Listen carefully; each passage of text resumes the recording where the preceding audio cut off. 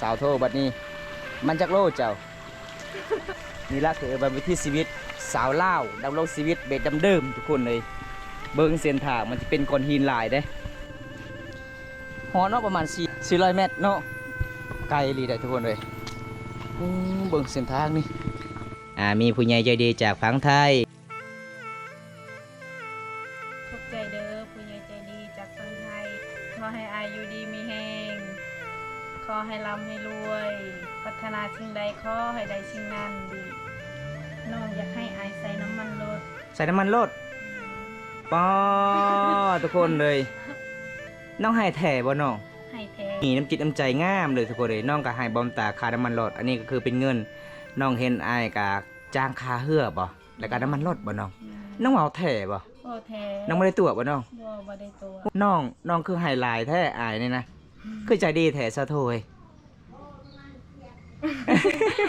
กับพอดีแล้วใส่น้ำมันรถกับสั่งจางคายเหรอจ้างค่าเหือแม่นโอ้ยพี่น้องใจดีหลายทุกคนเด้อันนี้น้องเบาเล่นบ่แท้ค่อยเอาลีเด้อลีบ่ค่อยเอาเมื่อได้เอาเมื่อได้เอาสบายดีทุกคน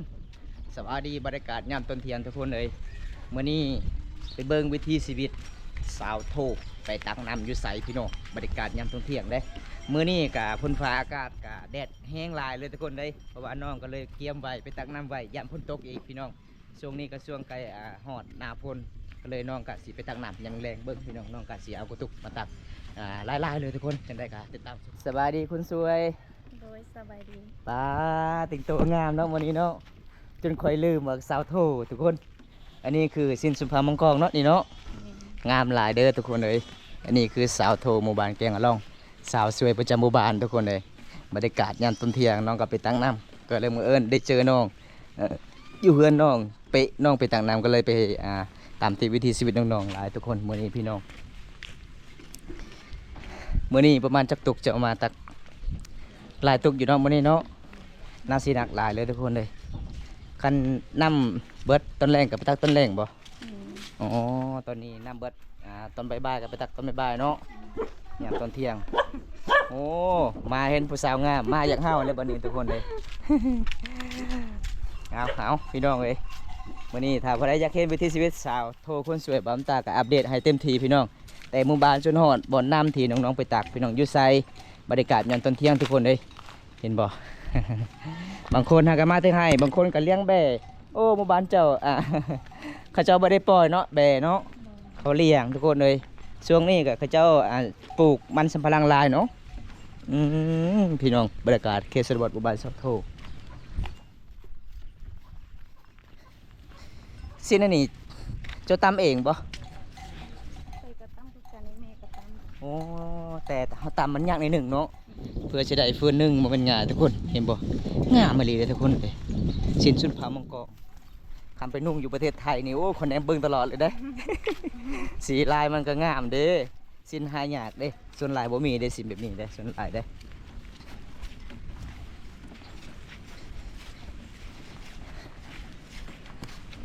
เอาเบิ่งเส้นทางที่น้องไปตักไปก่อนว้าวโอ้ย เกือบแล้วพี่น้องเอ้ยน้องเกิดล่มนี่เส้นทางเห็นบ่การบ่มีก้อนหินนี่น่าจะเป็นขี้ต้มลายในกระทรวงนาพลพี่น้องแต่มันมีก้อนหินลายเขตนี้ก็สิหอดน้ำเป็นน้ำห้วยน้ำสางมันออกจากแต่สลับหินก็เลยทางสามหมู่บ้านก็ดำรงชีวิตตักน้ำอาบน้ำได้จุดนี้พี่น้องน้ำกินได้น้ำใสได้ทุกคนเลยเป็นน้ำห้วยน้อยๆแต่ข้าเจ้ากะบ่แม่นน้ำตัวนี้บ่แม่นเนาะอันนี้เนาะน้ำมันนี่มันไหลจากแต่ท้องนาข้าเจ้าพี่น้อง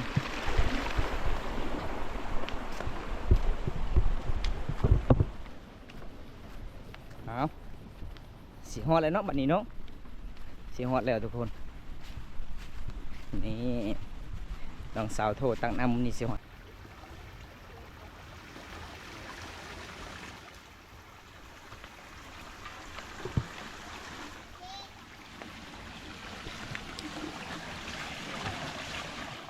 เอาตอนนี้ก็ฮอดบนน้ำถีน้องตักเลยทุกคนเลยโอ้สบายมาลายเนาะมันนี่เนาะก็จะไปอาบน้ำ อันนี้ก็คือบอนที่จุดสาวลาวตักน้ำพี่น้องยามแรงๆทั้งสามหมู่บ้านข้าเจ้ากระดับลงชีวิตก็คือน้ำนี่แหละทุกคนเด้น้ำมันนี่ข้าเจ้าตักแล้วข้าเจ้ากินเลยเด้แล้วข้าเจ้าก็บริต้มบ่มีสารเคมีในบ้านเฮาพี่น้องส่วนไรกับหมู่บ้านเฮาข้าเจ้าเสียหญ้าข้าเจ้าบริฉีดยาเด้ก็เลยบ่มีสารเคมีพี่น้องในน้ำกินได้อยู่พี่น้องโอ้สาวน้อยก็ไปตักน้ำเนาะ ซองไอ้น้องบ่สาวโทบ่แม่นอ๋อสามหมู่บ้านนี่เนาะ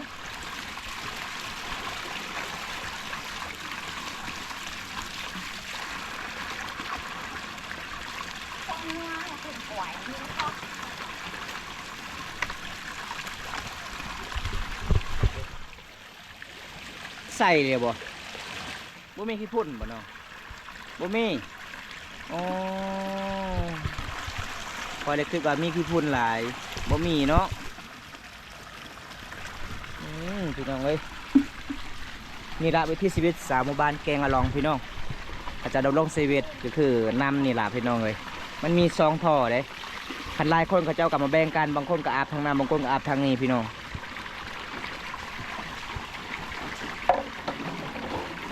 เจอไหมบ่เจอโอ้ไปจะเด้อเต้ไหมไปเลยเด้อไหมล่ะ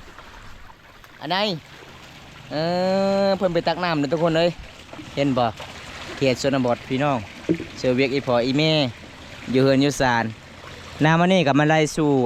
เซละน้องเลยพี่น้องเลยน้ำนี่ได้เป็นห้วยน้อยๆพี่น้องอันนี้มันน้ำกับมันเป็นน้ำมันออกจากแต่สลับฮีนน้ำจากสมัยแต่สงครามก็คือหลังจากที่เจ้าตั้งหมู่บ้านนี่ก็คือเขาเจ้าก็ต้องกินน้ำนี่ตลอดเลยทุกคน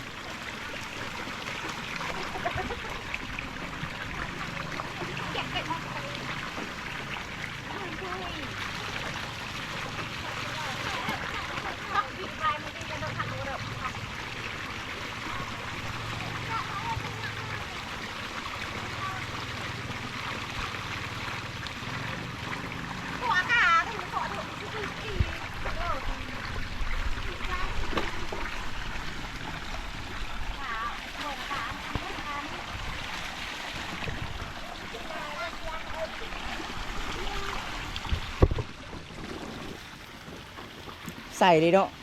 โอ้ไม่ขี้พุ่นเลย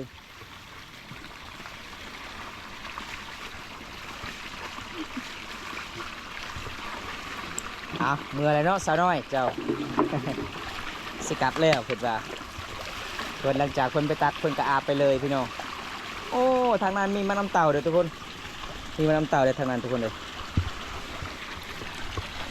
สาวโทมีแต่กระตุกนี่ละวิถีชีวิตสาวลาวความมังกรขยันหลายทุกคนเลยมันเป็นสาวโสดถามว่าได้เป็นได้เนี่ยเขตชนบทชุมพรมังกรนี่บอกเลยบ่ผิดหวังพี่น้องสุดยอดหลายเวียกงานเวียกเฮือนเวียกสานพี่น้องเลยเวียกบานสุดยอดหลายพระเจ้าก็เคยเฮ็ดเวียกแต่น้อยพี่น้องจนฮอดเป็นสาวเลยก็เลยเฮ็ดเวียกใดพี่น้องตากแดดได้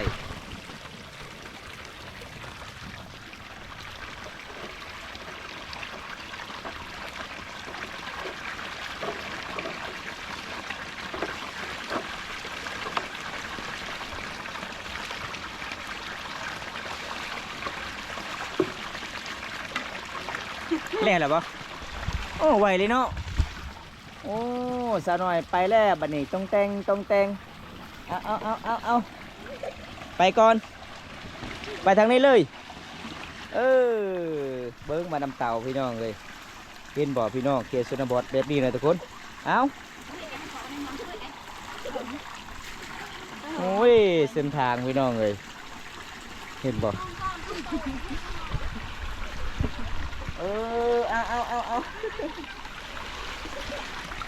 เอาครับบัดนี้ไล่หมู่บัดนี้ทันอยู่บ่ โอ้ยพี่น้องไวเด้อนี่เมย์เพื่อนทาอยู่หันนี่เมย์ก็ไปตักน้ำคือกันลูกสาวเพื่อนก็ไปตักน้ำกินเอาสาวโทบัดนี้มันจักโลเจ้านั่นได้บ่แม่นบ่นั่นบ่แม่น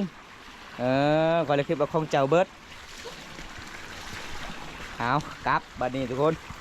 นี่ละคือบันวิถีชีวิตสาวลาวดำรงชีวิตเบ็ดเดิมทุกคนเลยเบิ้งเส้นทางมันจะเป็นก้อนหินหลายเด้ครับบ่มีก้อนหินนี่น่าจะลื่นหลายหรือว่ามืนพี่น้อง โอ้ประมาณ30-40 โลเด้สาวโท หนักเลยได้ถ้าบ่ฮอดก็30ปลายโลบัดนี้ลุยได้เอาตัวนี้ก็สิฮอดหมู่บ้านแล้วทุกคนเบิ่งสาวน้อย2คนเพิ่นว่าผู้ทางนั้นเพิ่นกลับเห็นบ่เพื่อนไผเพื่อนมันเด้อทุกคนเลยส่วนสาวโทกลับทางนี้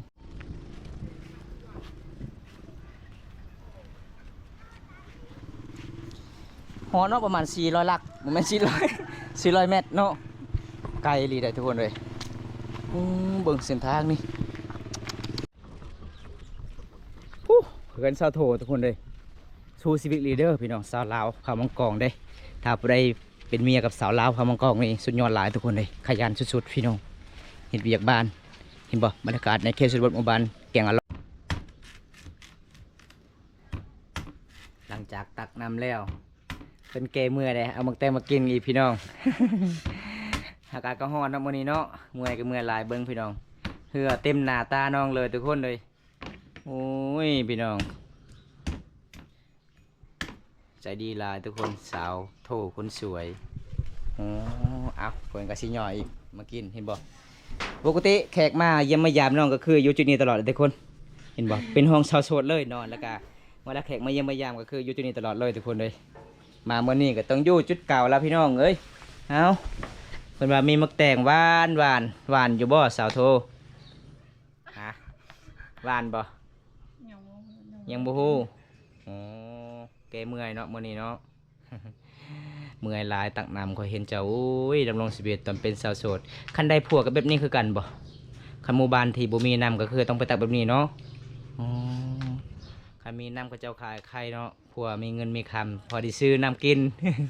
ผัวบ่มีเงินบ่มีคำโอ้ยต้องแบบนี้ตลอดพี่น้องตลอด ชีวิตตลอดศาสตร์เลยทุกคนเลยสิ่งที่ขาดบ่ได้เฮ็ดเวียกแบบนี้ตลอดเลยคันได้ผัวเขตชนบทหมู่บ้านที่นอกที่สุดกับตัวเมืองคือแบบนี้แหละทุกคนจังได้กะเฮาก็ต้องสู้เคยเห็ดเนาะรุ่นปู่ย่าตายายเฮาตะกี้ก็คือแบบนี้ดำรงชีวิตไปเดิมๆทุกคนเลยจังได้แซ่บหลาย โอ้ยหอนหลายเด้อทุกคนเอาให้น้องกินมักแตงก่อนมื้อนี้บ่มตากะมีข่าวดีๆอีกพี่น้อง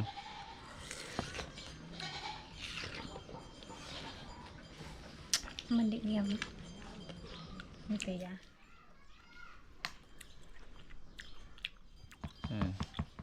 แกลปะใจเพิ่นว่า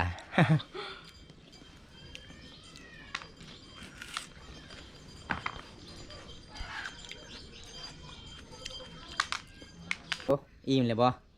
อิ่มเลยเนาะตอนนี้ใกล้สิฮอดออกพรรษาแล้วบ้านเฮา อีกบ่ดนยังสิไปมื้อก็สิออกพรรษาแล้วน้องก็สิไปกันบ่คันมีเงิน ถ้ามีเงินก็ไปบ่มีเงินก็อยู่ในเฮือน รถก็บ่มีเนาะ บ่มี บ่มีเงินก็อยู่เฮือนเขามีเงินก็ไปอ๋อสมมุติว่ามีหมู่มามีหมู่คู่มาชวนเจ้าอยากไปเจ้าก็ไปนำบ่มีเงินบ่ ถ้าบ่มีเงินบ่ไปถ้ามีเงินก็ไปอยู่ อ๋อเฮาต้องมีเงินคือกันเนาะบ่มีเงินเฮามีแต่แนมเบิ่งซื่อๆล่ะอยากซื้อนั่นซื้อนี่เนาะ ได้ไปเซ็นหนึงก็ไป โอ้ได้เส้นหนึงก็ไปเลยเพราะว่าบ้านน้องหาเมืองน้องก็ประมาณ5หลักเนาะบ่ได้ไกลปานใดทุกคนเลยมื้อนี้มาเยี่ยมมายามสาวโทอัปเดตวิถีชีวิตน้องบ่มตากะสิไปเยี่ยมชาวเวียนแต่บังเอิญได้เห็นน้องกำลังตักน้ำก็เลยเข้าแวะลิ้นเฮือนสาวโทก่อนทุกคนเลยมื้อนี้บ่มีหยังหลาย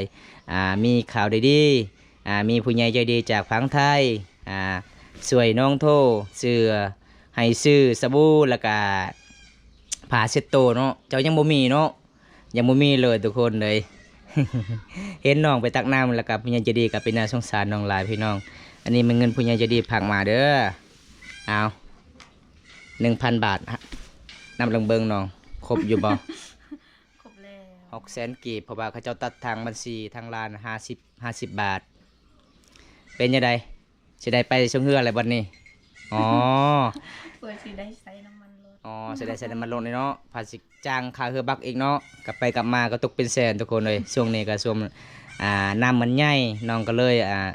สิซื้อแพงยำชงเฮือบ่แพงบ่เขาเจ้าขายบ่อยู่เมืองน้องเฮาแพงเนาะยำบุญเนาะพี่น้องเอ้าจังได๋ก็ขอไอ้พรผู้ใหญ่ใจดีนี่เด้อ ขอบใจเด้อผู้ใหญ่ใจดีที่อันนั้นเลยเนาะขอให้อายุดีมีแฮง